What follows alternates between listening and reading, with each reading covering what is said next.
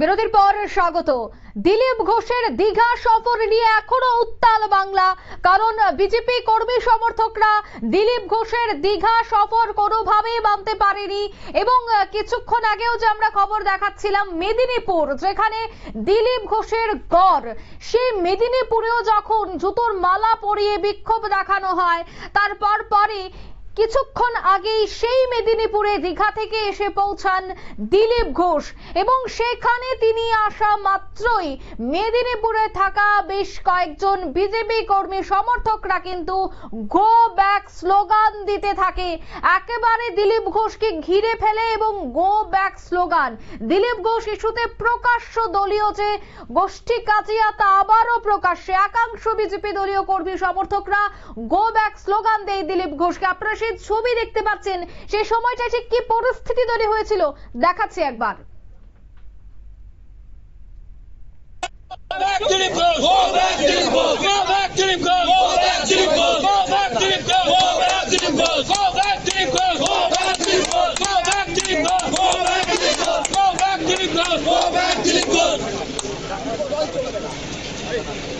পতাকা লাগাচ্ছি।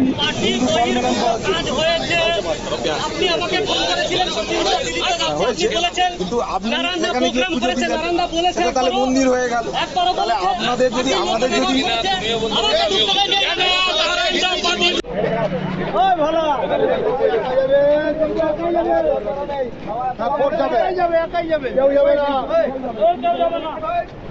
আর যদি কেউ করে তো যাবে, খাবে।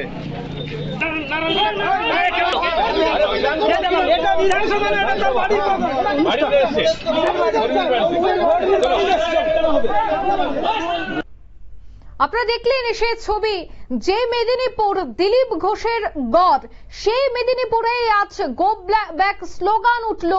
সেই মেদিনীপুরেই আজ একেবারে প্রকাশ্যে দিলীপ ঘোষের সামনেই কর্মী সমর্থকরা বিক্ষোভ করতে শুরু করে এবং সেখানে মেজাজ হারিয়েছেন দিলীপ ঘোষ। আজ মেদিনীপুরের একটি কর্মীর বাড়িতে চা পান করার নিমন্ত্রণ ছিল, আর সেই আমন্ত্রণে তিনি কিন্তু এসেছিলেন মেদিনীপুরে। আর সেখানে এসেই তিনি দেখতে পান যে এই দীঘা সফরকে কেন্দ্র করে মেদিনীপুর জুড়ে কিন্তু হট্টগোল। বিজেপি কর্মী সমর্থকরা এই বিষয়টা কোনোভাবেই মানতে পারেনি। অন্যদিকে যেভাবে মমতা বন্দ্যোপাধ্যায়ের সাথে বৈঠক হয়, সেই বৈঠকটাকে নিয়েও কিন্তু রীতিমতো ক্ষোভে ফুঁসে সেখানকার কর্মী সমর্থকরা। যারা বিক্ষোভ করছেন তাদের কি প্রতিক্রিয়া শোনাচ্ছে একবার। 2019 সালে প্রথম যখন মেছেদাতে আসে, আমি 60,000 টাকা তুলে দিয়েছিলাম এই প্রোগ্রাম হওয়ার জন্য, এই দিলীপদার জন্য। আমরা রক্ত দিয়েছি। কালকে দিলীপদা যে ব্যবহার করেছে, আমাদের কর্মীরা সবাই দুঃখিত।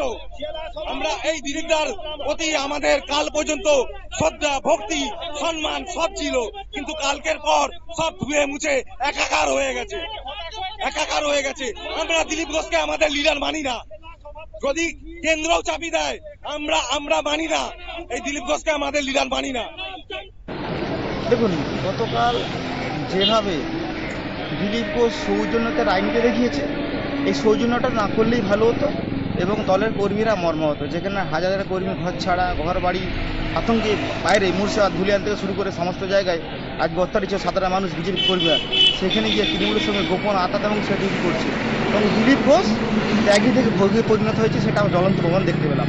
তিনি বললেন 42 বছর জনসেবা করেছে, আজকে তৃণমূলকে পদতলে মাথা নত করলে এটা লজ্জা। আমাদের এই কর্মী হিসাবে আমরা লজ্জা। আজকে আমরা অনেক কেস খেয়েছি, ঘর ছাড়া আছি, গ্রাম ছাড়া আছি, তা সত্ত্বেও দিলীপ ঘোষ যেভাবে তৃণমূলের সঙ্গে গোপন আতাত, এটা আমরা মর্মাহত সাধারণ কর্মী হিসেবে। আপনারা শুনলেন তাদের বক্তব্য। গোপন আতাত রয়েছে তৃণমূলের সাথে, সেই কথাই বললেন বিজেপি কর্মী সমর্থকরা। এবং বেশ কয়েকজন বলছেন যে আগে লিডার মনে করা হতো, এখন আর তারা লিডার মানবেন না। একেবারে স্পষ্ট কিন্তু এই কথা বললেন। তবে কি রাজনৈতিক মহলের আলোচনায় কিন্তু এবার উঠে আসছে, তবে কি 2026-এর পশ্চিমবঙ্গের নির্বাচনের আগে তৃণমূল কংগ্রেসকে কিছুটা এগিয়ে দিলেন দিলীপ ঘোষ এই দীঘা সফরকে কেন্দ্র করে? অবশ্যই কিন্তু আলোচনায় উঠে আসছে। তবে গতকাল এবং আজকের এই সফর, তার মধ্যে তার গড়ে এই বিক্ষোভের মুখে পড়ে কি বলছেন দিলীপ ঘোষ শোনাচ্ছি আপনাদের। তারা কষ্টের মধ্যে আছে। এরা যদি যোগ্য হতো পার্টি হেরে যাচ্ছে কেন? পার্টি প্রত্যেক ইলেকশন হারছে, বাই ইলেকশন থেকে পঞ্চায়েত, মিউনিসিপ্যালিটি, পার্লামেন্ট ইলেকশন হেরে যাচ্ছে কেন? যাদের কোনো ক্রেডিবিলিটি নেই, সমাজে পরিচিত নেই, তারা পার্টিকে কবজা করতে চাইছে। পার্টির মধ্যে যে কর্মীরা পুরনোরা আছেন তারা আজকে সাইডে চলে গেছেন। তো এই যে কবজা করার যে রাজনীতি, অনেক লোক এসে চলে গেছে, এরাও কিছুদিন পরে চলে যাবে। রাজ্য রাজনীতিতে যে জিনিসটা দেখা যেত গোষ্ঠীদ্বন্দ্বের বিষয়, তৃণমূলের শাসক দলের টিএমসির লোকেরা যারা এসছে সে কালচারটাই নিয়ে এসছে গোষ্ঠীদ্বন্দ্ব। পার্টিতে বিজেপির মধ্যে সবাই আদর্শবাদী, কোনো গোষ্ঠীদ্বন্দ্ব নেই, এখানে কোনো ব্যক্তি পুজো হয় না। সেক্ষেত্রে আপনার ঘরানার যে সময়কার রাজনীতি নিয়ে সেক্ষেত্রে তথাগত রায়ও পড়েন, তিনি আজকে তথাগত রায় কি করেছেন? একটা পঞ্চায়েত জিতেছেন, পার্টিকে কি দিয়েছেন? একটা কাউন্সিলর জিতাতে পেরেছেন? কি করেছেন পার্টির জন্য? 4% পার্টি বিজেপি, আজ 40% হয়েছে। কষ্ট হচ্ছে কেন? আনন্দ হওয়া উচিত। আমার তো আনন্দ হচ্ছে, আমি পার্টি দাঁড় করেছি, আজকে নতুন নেতারা আছে নেতৃত্ব করছে। পার্টি জিতলে আমাদের আনন্দ হয়, জিতুক পার্টি। যারা পার্টি পারলে কষ্ট হয় তারা কি করে বিজেপির লোক হতে পারে?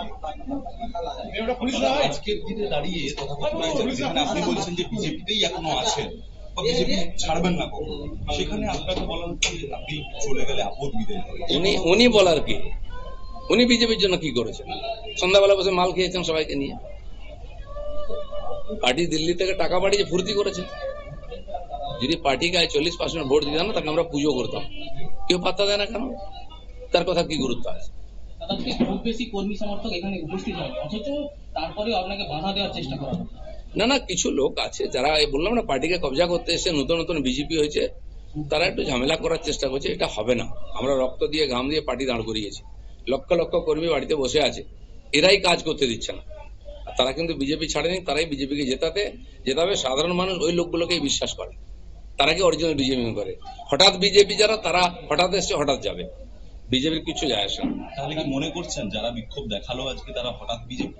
বেশিরভাগই কতদিন বিজেপি করে জিজ্ঞেস করুন না। এর মধ্যে তো বিধায়ক পদে দাঁড়িয়েছিলেন এমন লোকও রয়েছে। বিধায়ক যারা হয় তারা মেম্বারও নেই পার্টির, মেম্বার থাকে না, সে এসে পার্টির বিধায়ক দাঁড়িয়ে যায়। বাবুল সুপ্রিয় মেম্বার হয়েছিল, এমপি হয়েছিল, মন্ত্রী হয়েছিল, তমলুক সাংগঠনিক জেলার সহসভাপতি আছে। তাতে কি হয়ে গেছে? কোটাতে বহু লোক সহসভাপতি হয়েছে। কতদিন আগে বিজেপি আমাকে কালো ঝান্ডা দেখিয়েছে তমলুকে, সে আমার পার্টির নেতা আছে। এরকম বহু লোক আছে, জিএস হয়ে গেছে, তার মানে সে বিজেপি হয়ে গেল না। যুব মোর্চা নয়, ওখানে কিছু ধান্দাবাজ লোক আছে, তাদের আমি চিনি। যুব মোর্চা কিছু নয়, ওরাই দালাল আছে।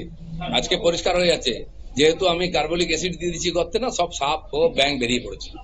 আসল কথাটা বলেছে দিলীপ ঘোষ, আর দিলীপ ঘোষ বলবে, কারণ দিলীপ ঘোষ প্রাণ দিয়ে পার্টি দাঁড় করিয়েছে। আরো একটা বিষয়, কৌস্তব বাগচি বলছে সেখানে আপনার হোটেলে আপনাকে আমন্ত্রণ ভালো করানো হয়েছে সরকারের তরফ থেকে, যে কারণেই আপনি গেছেন। কৌস্তব বাগচি ছিল নাকি ওখানে? কৌস্তব বাগচি কি করেছে? কে পাত্তা দেবে? কোন পার্টি থেকে এসেছে? হঠাৎ বিজেপি 4 দিন এসে গামছা বেঁধে নেতাগিরি হয়ে গেল। সে জানে দিলীপ ঘোষ কি খায়, কোথায় থাকে। যাদের সঙ্গে থেকেছ সেই কালচার নিয়ে থাকো। আর ভবিষ্যতেও তো এরকম একাধিক জাজ থেকে শুরু। আপনারা শুনলেন দিলীপ ঘোষের সেই বক্তব্য। একেবারে তিনি কিন্তু প্রকাশ্যে বলে দিলেন, যাদের হাতে এই দায়িত্ব রয়েছে তারা কি কাজ করছেন, আমাকে নিয়ে যে প্রশ্ন তোলা হচ্ছে। এবং এই মুহূর্তে বিজেপির যে অবস্থা, তা সম্পূর্ণ বর্তমান নেতৃত্বদের জন্যই সে কথাই তিনি বললেন। কিন্তু এই যে মেদিনীপুর থেকে আজ ছবি উঠে এসেছে, আগামী দিনে নির্বাচনে তার যে যথেষ্ট প্রভাব পড়বে তাই বলছে রাজনৈতিক বিশ্লেষকরা। নিয়ে নিচ্ছে ছোট্ট একটি বিজ্ঞাপন, বিরতির সঙ্গে থাকুন।